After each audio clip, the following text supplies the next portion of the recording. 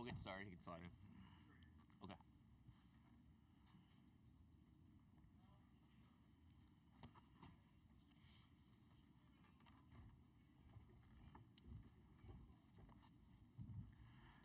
All right, welcome back to the interview room here at Rocket Arena and the 2025 NCAA Tournament. We're joined now by the Alabama Crimson Tide, 80-66 winners over the St. Mary's Gales to advance to the Sweet 16. Fellas, congratulations. Please raise your hand for a microphone to be brought to you, and when you do ask your question, please introduce yourself and your affiliation. Coach, we'll start out with a quick opening statement, and then we'll go to questions for the players first. Yeah, I mean, that's a tough team. We knew they were tough. You know, we got up on them 13 at the half. We knew they weren't going to go away. You know, they came out in the second half. They were scoring on us a little too much. You know, I thought our guys, though, did after they made a little run there, I thought our guys answered it. You know, we played well on the offensive end. For most of the game, we had too many turnovers. You know, they had 0 turnovers at the half. We were able to turn them over 6 times in the second half, which was big, helpful. We were up 10 on them on the glass at the half, and they're the second-best offensive rebounding team in the country behind Texas A&M. We've happened to play both of them. Houston's obviously up there too, but you know, I thought our guys did a really good job. You know, Cliff had 8 defensive rebounds. He had a double-double, 11 and 10. I thought our guards did a pretty good job finding them. You know, we had 6 guys scoring double figures between 10 and 13. You know, I really want to.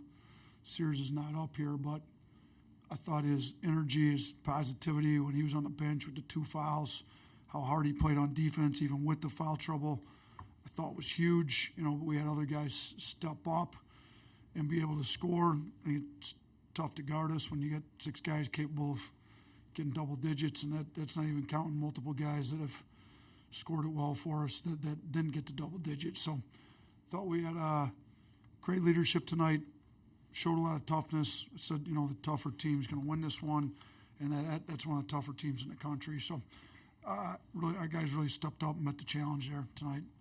Thanks, Coach. We're going to go straight to questions in the front row for the student athletes. We'll bring a microphone your way. We'll start on the right side. Yeah, just for Grant or Chris, you guys kind of started off the night really strong, and that kind of gained more momentum as the game went on. Just what was the key to starting strong early? Grant? I mean, we emphasized that. We knew we had to come out. I mean, I feel like we've been slept on.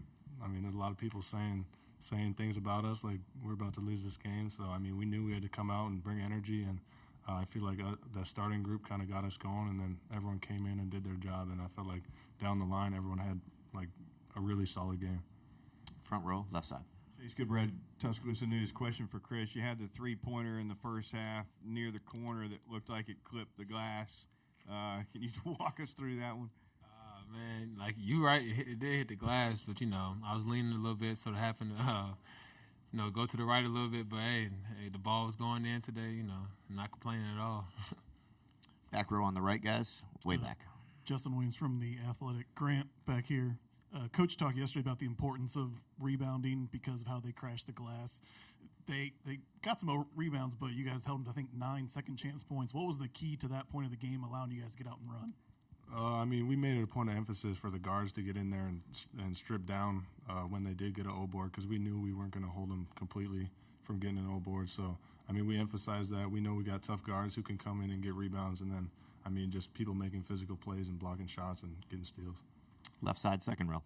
Travis Nelson, Willoughby News Herald. This is for Grant. You guys, like, Coach, and you guys talked about the rebounding and stuff going in. It felt like you guys, I don't know if it's motivated to have a better response to this, but talk about just the rebounding. It felt like overall this really, against that team who's second best in the country offensive rebounding, you guys beat them on the glass, and that was huge in your win today. Yeah, we know we're capable of it because we've done it against, like, all the best teams who crash the glass. So we know we got to bring it. We got to bring it more often, even against teams who don't crash as hard, or like teams who aren't as physical. But I mean, I think if we do that, we'll win a lot more games.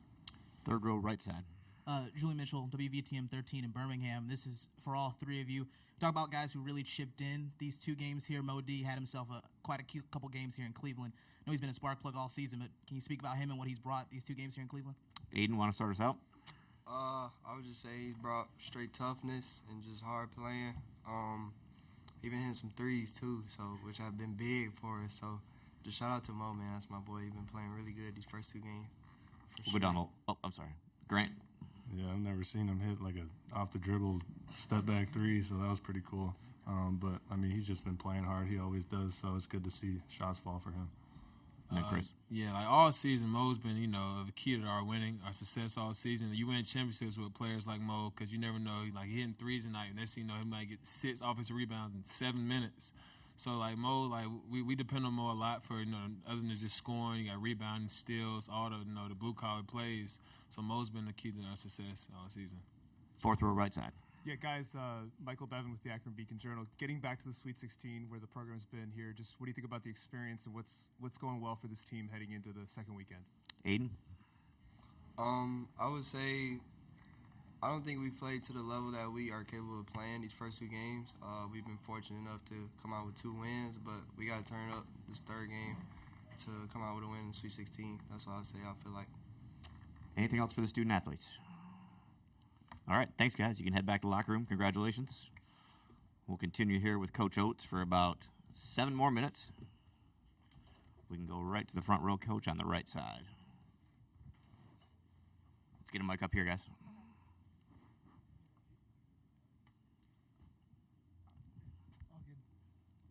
Alabama had 6 double-digit scores, which is 1 less than the number of St. Mary's players that had quality minutes tonight. Just you mentioned it earlier, but how important was the usage of depth tonight? Yeah, I thought we wore them out, particularly towards the end of the first half. They, like you said, they kind of play a 7-man rotation. Hardaway played just under 2 minutes, and then that was it for their 8th guy. So 7 guys played the bulk of the minutes. Saxon played over 39, and Barrett played over almost 37. Marshallonis over 34, Ross over 34. So those 4 of their starters were over 34 minutes. If you look at us, we didn't have anybody over. The most minutes, LeBaron led us in minutes with 28 and 7 seconds. So nobody had over 28 minutes, really. And then we played 9 guys double-digit minutes, and we got a lot of contributors. So they the end of the first half, they finished the half 1 of 12 from the floor. I thought we kind of wore them out. Then they had to call a timeout there in the second half with 9 minutes and some change, if I remember right. Where it's probably a smart timeout. He's coached a lot of games, kind of rest his guys, and you got immediate timeout a minute later. I thought we were able to get into their lack of depth a little bit. And with the pace that they typically play, I don't think that ever really affects them. But, we looked at possessions. I think the last time they had a 70, I think they've only had 2 70-possession games all year. And one was against a non-Division I, one was against Akron, I think the 3rd game of the year in November. So we were able to get it to 70 possessions. Not 80 like we like to get, but against a team like that, you're kind of winning the tempo war if you can get it to 70. First team to score over 80 on them and over 100-plus games.